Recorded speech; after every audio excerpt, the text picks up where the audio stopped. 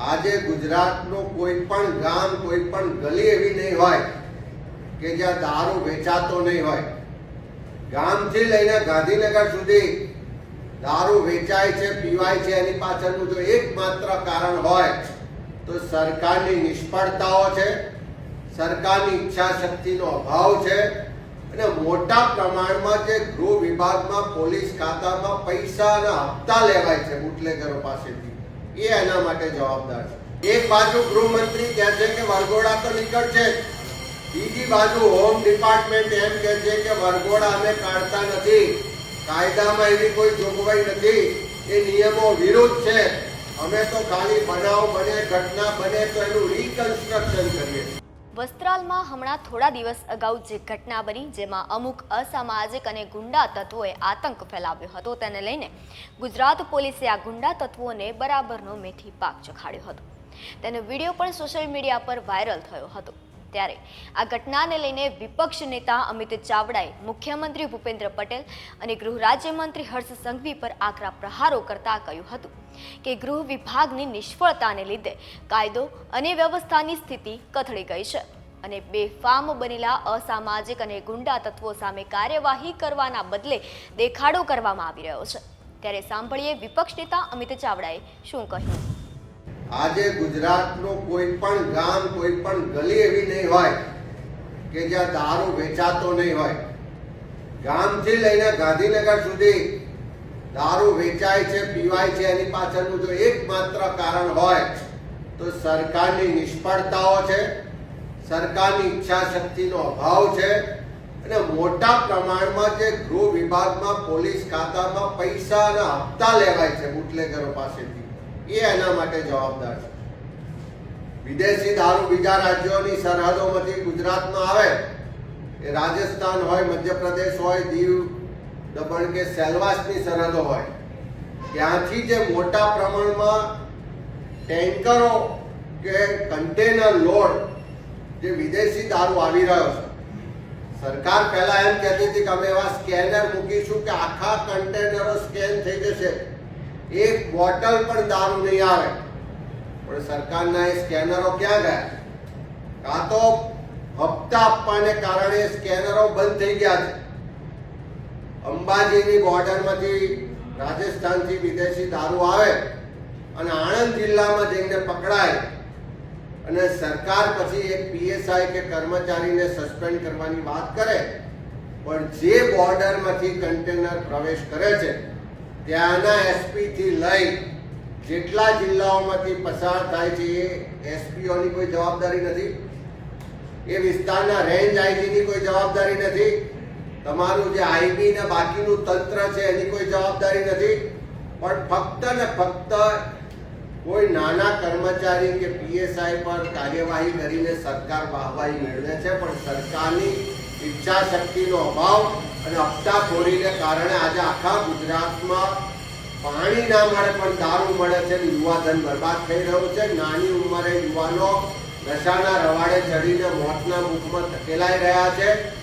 આપણી બેન દીકરીઓ નાની ઉંમરે વિધવા થઈ રહી છે. એ જ રીતે ડ્રગ્સનું દૂષણ વધી રહ્યું છે.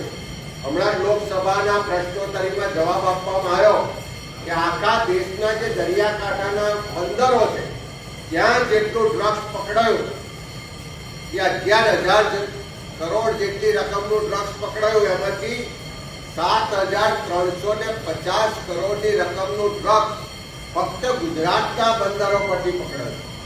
એટલે કે 65% ડ્રગ્સનું લેન્ડિંગ આખા દેશમાં ગુજરાતમાં થાય છે. અને ગુજરાતમાં જે લેન્ડિંગ હબ તો બની ગયો, પણ સાથે સાથે ફાર્માસ્યુટિકલ કંપનીઓની આડમાં અનેક જગ્યાએ ડ્રગ્સનું મેન્યુફેક્ચરિંગ કરવામાં આવે છે અને આ ગુજરાતથી વિદેશ સુધી એક્સપોર્ટ પણ કરવામાં આવે છે. ભજીયાની લારી હોય, ચાની દુકાન હોય કે પાનનો ગલ્લો હોય, ત્યાં ડ્રગ્સ મળે એવી સ્થિતિનું નિર્માણ થયું અને એની પાછળ પણ સરકારની નિષ્ફળતાઓ અને સરકારની હપ્તાખોરીની નીતિ જવાબદાર છે. એક બાજુ ગૃહમંત્રી જાહેરમાં શેકી મારે કે વરઘોડા તો નીકળશે, કોઈ ચમરબંધીને પણ છોડવામાં નહીં આવે, પણ નાના ટપોરીઓ કે ગલીના ગુંડાઓના વરઘોડા કાઢી એટલે સરકાર પોતાની વાહવાહી કરે છે, પણ આટલા દિવસમાં એક પણ ડ્રગ્સ માફિયાનો, ડ્રગ્સ પેડલરનો વરઘોડો કાઢ્યો ખરો? આટલા દિવસમાં એક પણ ભૂ માફિયાનો વરઘોડો નીકળ્યો ખરો? એક પણ ખનન માફિયાનો વરઘોડો નીકળ્યો ખરો? એક પણ મેડિકલ માફિયાનો વરઘોડો નીકળ્યો ખરો? એક પણ એકના ડબલ કરવા વાળા જે લોકો છે એવાનો વરઘોડો નીકળ્યો ખરો? એક પણ ભાજપના મળતિયા, બળાત્કારી કે ગુનેગારનો વરઘોડો નીકળ્યો ખરો? તો ખાલી વરઘોડા કાઢવાની વાતો કરે છે. આજે ગૃહમાં અમે માંગણી કરી છે. એક બાજુ ગૃહમંત્રી કહે છે કે વરઘોડા તો નીકળશે, બીજી બાજુ હોમ ડિપાર્ટમેન્ટ એમ કહે છે કે વરઘોડા અમે કાઢતા નથી, કાયદામાં એવી કોઈ જોગવાઈ નથી, એ નિયમો વિરુદ્ધ છે, અમે તો ખાલી બનાવ બને, ઘટના બને તો એનું રિકન્સ્ટ્રક્શન કરીએ. અમે સરકાર પાસે માંગણી કરી છે કે ગૃહમંત્રી સાચા છે કે રાજ્યના પોલીસ મહાનિરીક્ષક સાચા છે? અને વરઘોડા તમે અમરેલીમાં ભાજપની આંતરિક લડાઈમાં એમનો જે લેટર કાંડની ગેંગવોર થઈ, એમાં એક માસૂમ દીકરી ભોગ બની, એનો વરઘોડો કાઢ્યો, એને પટ્ટા માર્યા, તો આટલા સમય થવા છતાં એ લેટર એફએસએલમાં મોકલ્યો છે તેનો રિપોર્ટ કેમ જાહેર નથી થતો?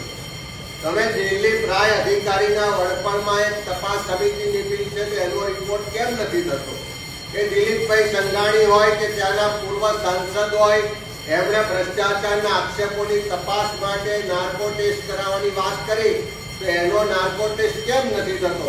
પણ એનો કોઈ જવાબ સરકાર પાસે નથી. હમણાં જ નામદાર હાઈકોર્ટે ઇન્ટરવ્યુ કરીને હોમ ડિપાર્ટમેન્ટને સૂચના કરવી પડી કે સરકાર અને પોલીસ વિભાગ કોઈ પણ જમીનનો વિવાદ હોય, કોઈ પણ મિલકતનો વિવાદ હોય તો સમાધાન માટે નથી, માળવાડી કરવા માટે નથી, એમાં કમિશન લેવા માટે પોલીસ નથી. એણે તો ફક્ત કાયદો વ્યવસ્થાની પરિસ્થિતિ જળવાય, તટસ્થ તપાસ થાય એટલી જ જવાબદારી પોલીસ વિભાગની છે. પણ આજે આખા ગુજરાતમાં એવું ચાલી રહ્યું છે. એક પોલીસ ડિપાર્ટમેન્ટના ચોક્કસ એક વર્ગ છે અધિકારીઓ અને કર્મચારીઓનું, જેનું સતત કામ ક્યાંક બુટલેગરો સાથે ભાગીદારીનું છે, ક્યાંક જમીનના કબજા લેવાનું છે, ક્યાંક માળવાડી કરવાનું છે, ક્યાંક કમિશન લેવાનું છે, ક્યાંક સમાધાન માટે દબાણ કે ધાક ધમકી આપવાનું છે. હમણાં હોમ ડિપાર્ટમેન્ટે એક પરિપત્ર કર્યો કે આખા ગુજરાતમાં જેટલા બુટલેગરો છે, ગુંડાઓ છે, એની યાદી બનાવો. 30 વર્ષના શાસન પછી આ ભારતીય જનતા પાર્ટીની સરકાર હવે લોકોને કહે છે કે તમારી આજુબાજુ ગુંડાઓ હોય, બુટલેગરો હોય તેની યાદી અમને આપો. અમે તો સરકારને કહીએ છીએ કે બુટલેગરો, ગુંડાઓની યાદી મેળવો, એની પર કડક કાર્યવાહી કરો, પણ સાથે સાથે તમારા પોતાના વિભાગમાં જે જમીનોના કબજા લેવા વાળા છે, જે તોડ કરવા વાળા છે, જે હપ્તા લેવા વાળા છે, જે ભ્રષ્ટાચાર કરવા વાળા અધિકારીઓ અને કર્મચારીઓ છે, એની પણ યાદી બનાવો, એની સામે પણ કાર્યવાહી કરો. તો ગુજરાતની જે 6.5 કરોડની જનતા છે એની સલામતી, સુરક્ષા જળવાશે. સાથે સાથે સરકાર દ્વારા, હોમ ડિપાર્ટમેન્ટ દ્વારા જે ભેદભાવ ને અન્યાયકારી વલણ છે એનો એક દાખલો છે કે સબકા સાથ સબકા વિકાસની વાત તો થાય છે, પણ જ્યારે કેસ પાછા ખેંચવાના આવે તો પાટીદાર આંદોલન વખતના કેસ પાછા ખેંચવાની જાહેરાતો થાય છે. આ ગુજરાતમાં કોઈ પણ સમાજનું આંદોલન હોય, એ પાટીદાર સમાજનું આંદોલન હોય, એ વખતે પોલીસ કેસ થયા હોય, પાછા ખેંચાય, અમે આવકારીએ. પણ શું કામ દલિત સમાજના લોકો પર થયેલા આંદોલન વખતના કેસો પાછા ખેંચાતા નથી? શું કામ આદિવાસી સમાજમાં આંદોલનો વખતના કેસ પાછા ખેંચાતા નથી?